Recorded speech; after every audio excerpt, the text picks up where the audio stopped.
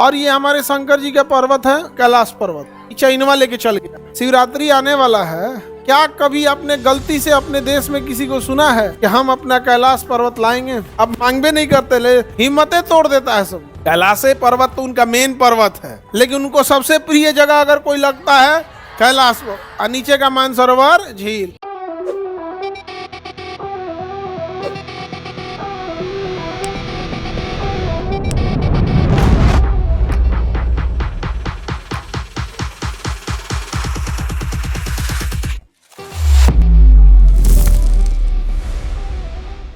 सिंधु जल समझौता के तहत सिंधु नदी के हम कितना % पानी यूज करते हैं? 20%, 20%। कितना %? अब यहाँ देखो बाबू, हम लोग यहाँ से बनाते हैं, सिंधु नदी चलते हैं। सिंधु नदी मानसरोवर झील से निकलती है। किस झील से निकलेगी? मानसरोवर झील से। और ये हमारे शंकर जी का पर्वत है कैलाश पर्वत, चाइना लेके चल गया। हाँ, चाइना लेके चला गया कैलाश पर्वत को, चाइना लेके समझ में गया। क्या कभी आपने गलती से अपने देश में किसी को सुना है कि हम अपना कैलाश पर्वत लाएंगे? अब मांगबे नहीं करते, ले हिम्मतें तोड़ देता है सब। नहीं समझे? शिवरात्रि आने वाला है, किसी के मुंह से किसी कहिएगा कैलाश मानसरोवर, भाई शंकर जी का नाम है कैलाश पतिनाथ, उनको कहा ही जाता है कैलाश पतिनाथ। कैलाश पर्वत तो उनका मेन पर्वत है, बाकी पे तो कभी कभी ऐसे उनका तो अपना मर्जी कहीं हो जाए, लेकिन उनको सबसे प्रिय जगह अगर कोई लगता है कैलाश, और नीचे का मानसरोवर झील।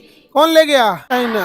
कौन ले गया? चाइना लेके चला गया। और हम लोग उसको बोलबो नहीं करते कि हमारा है। इतना ना चाइना टेक्नोलॉजी में आगे चल गया, पैसा में आगे चला गया, जिसका कोई हद नहीं। असल में वहाँ डेवलपमेंट में एक और रीजन है ना, नास्तिक है सब ज्यादा सब। तो जो नास्तिक रहता है ना, वो कोनो चीज में नहीं मानता है, खाली उस पर रिसर्च करेगा, ऐसे कैसे ऐसे कैसे ऐसे कैसे। और अपने यहाँ तो ऐसे बहुत, खैर वो तो अपना अलग चीज है। आस्तिक होना अच्छी चीज है, अंधविश्वासी होना खराब चीज है। और कोई तारा टिमटिमा रहा है, कद तो दादाजी है, नहीं समझा गया।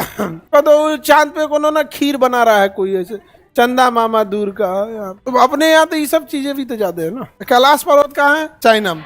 यहाँ से निकलती है सिंधु नदी, सीधे इंडिया में प्रवेश करती है और चली जाती है इंडिया पार करते हुए पाकिस्तान। कहाँ चली गई? और कराची के पास जाके अरब सागर में मिल जाती है। कराची के पास जाके कहाँ मिल जाती है? अरब। बताइए कौन सी नदी है? हाँ, सिंधु नदी है। कौन सी नदी है ये? सिंधु नदी है। सिंधु नदी है। किसी को दिक्कत? सिंधु नदी है। कौन सी नदी? सिंधु नदी। अब यहाँ कश्मीर से एक और नदी निकलती, नाम है उसका झेलम। ये इंडिया के पास जाती है, इंडिया पाकिस्तान का बॉर्डर बना देती है। इंडिया पाकिस्तान का क्या बनाती है? बॉर्डर बना देती है। क्या नाम है? झेलम। क्या नाम है? झेलम। झेलम के नीचे से निकलती है चिनाब नदी। कौन सी नदी? हिमाचल के ऊपरी भाग से निकलती है चिनाब नदी, और जाके किसमें मिलती है? सिंधु में। सिंधु की सबसे बड़ी सहायक चिनाब। सिंधु की सबसे बड़ी सहायक चिनाब कहाँ से निकलती है? हिमाचल से। और किसमें जाके मिलती है? सिंधु में। और इसमें दो नदियां आके मिल जाती है। ऊपर से आएगी झेलम, इंडिया पाकिस्तान का बॉर्डर बना के झेलम किसमें मिलेगी? चिनाब में।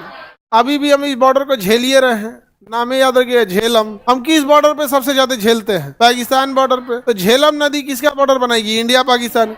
अब वहीं पे बॉर्डर है, नदी उस पर पाकिस्तान, नदी उस पर इंडिया। समझ में आ गया कि नहीं आ गया? नदी उस पर भैंस लड़ा रहा है सब, नदी इस पर एजुकेशन हो रहा है। हम लोग अभी भी एजुकेशन पे बहुत ध्यान दिए हैं, उन गधों के तुलना में, चाइना की तुलना में नहीं। उनके तो हमारी बर्बादी का कारण एक बड़ा बना ना कि हमने तुलना किससे करने लगे? पाकिस्तान। अब तुम ही तुलना करोगे कि हम मैट्रिक के लड़का से ढेर पढ़ेंगे, तो जो गई हो तुम तो काम खत्म तुम्हारा। तो हमने वही गलती कर लिया वहीं पे। और चाइना कभी इंडिया की ओर देखा ही नहीं, उसने कहा कि हमको अमेरिका की बराबरी करना, इसलिए वो कभी अमेरिका की ओर देखा, इंडिया की ओर देखा भी नहीं। सीधे कहाँ निकला? अमेरिका की ओर निकला। आज अमेरिका को किसी से दुनिया में डर लगता है तो चाइना से डर। सोचिए, अमेरिका को डर लगता है, सही में उनका व्यवस्था कर देगा चाइना। अब तो हम लोग ड्रोन वगैरह भी बना रहे हैं, पर ड्रोन टेक्नोलॉजी के मामले में ड्रोन का, अब देखिए टर्की, यूक्रेन जैसा छोटा देश ड्रोन के मामले में कितना घुटना पिला दिया किसको? रूस। ये मार के परमाणु खत्म करना चाहिए। आगे देखते हैं, बोलिए ये देश। हाँ, झेलम। ये यहीं से एक और नदी निकलती है, सतलज। कौन सी नदी? सतलज। किसमें जाके मिलती है? सतलज जाके किसमें मिलेगी? चिनाब। सतलज किसमें मिलेगी? मानसरोवर झील से। बताइए, ध्यान दीजिएगा, हिमाचल प्रदेश और पंजाब के निचले भाग से कौन निकलेगी? सतलज। और हिमाचल प्रदेश के ऊपरी भाग से निकलेगी, और कश्मीर होते हुए जाके किसमें मिलेगी? सिंधु में मिलेगी। सिंधु की सबसे बड़ी सहायक चिनाब है या सतलज? और सतलज किसमें जाके मिलती है? सतलज जाके मिलती है चिनाब में। यहाँ एक हिमाचल प्रदेश के यहाँ पे बीचों बीच में यहाँ से एक नदी निकलती है, ब्यास नदी, और जाके किसमें मिल जाता है? सतलज। कौन सी नदी? ब्यास नदी। और यही हिमाचल के इस वाले एरिया से निकलती है रावी नदी, जो किसमें जाके मिल गई? चिनाब में। ये हो गई कौन सी नदी? रावी। पंजाब के ऊपरी भाग में रावी, निचली भाग में सतलज, ऊपर में रावी, नीचे में सतलज, बीचों बीच में ब्यास, बीचों बीच में ब्यास।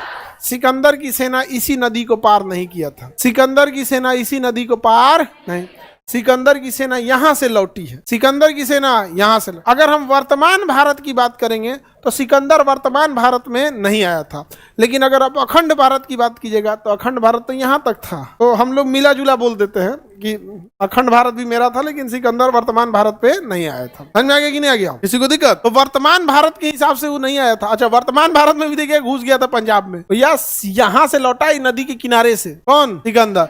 उस समय जितना खोज हुआ था उस समय के हिसाब से सिकंदर कब्जा कर लिया था, बाद में बेचारा और गया। समझ में आ गया कि नहीं आ गया? उसके बाद तो यहाँ अशोक का साम्राज्य इतना बड़ा आया कि यहाँ पे बहुत बड़ा साम्राज्य हो गया। उसके बाद वाला कोई अशोक के बाद वाला कोई संभालने वाला था ही नहीं। अब भैया राजा का मतलब होना चाहिए था युद्ध वगैरह करे, युद्ध त्याग दिया। जो राजा युद्ध त्यागा है खत्म हो गया उसका कहानी। आगे बढ़े।